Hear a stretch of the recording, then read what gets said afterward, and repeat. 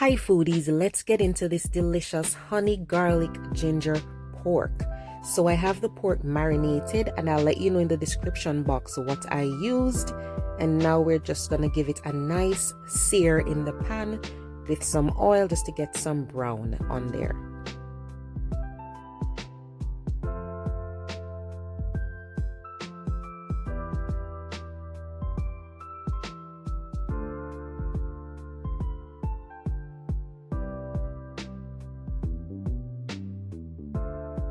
We're not doing brown stew pork, so I'm not particularly concerned about getting it really dark.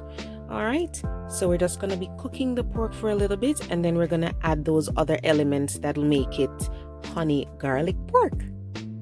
Now throughout this, I want you to remember that pork chops do not take very long to cook. So I'm kind of treating it like I'm cooking a steak.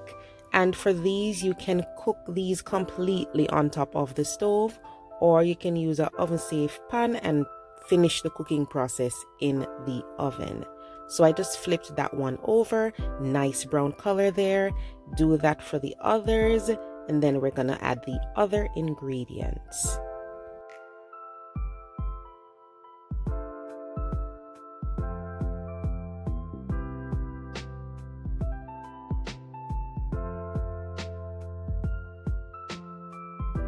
As I said before, pork chops don't take long to cook, especially if they're boneless. So I'm kind of treating it like a steak.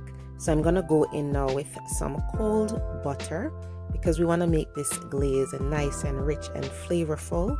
So it doesn't have to be salted butter, just regular plain unsalted is fine.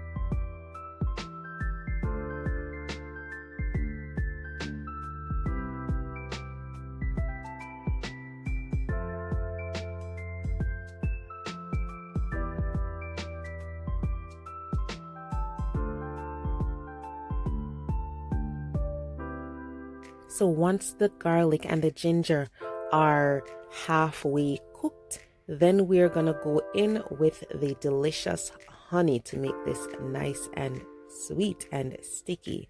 So add the honey, and then of course we're gonna go in with some soy sauce afterwards. The soy sauce is gonna add color and that nice savory flavor that we get from honey garlic. If you've seen my other videos, I've let you know that if I'm using soy sauce, I try to use less salt. Remember that soy sauce can be very salty, so especially if it's not a low sodium one that you bought, watch the salt, especially when you're doing your marinade for your pork.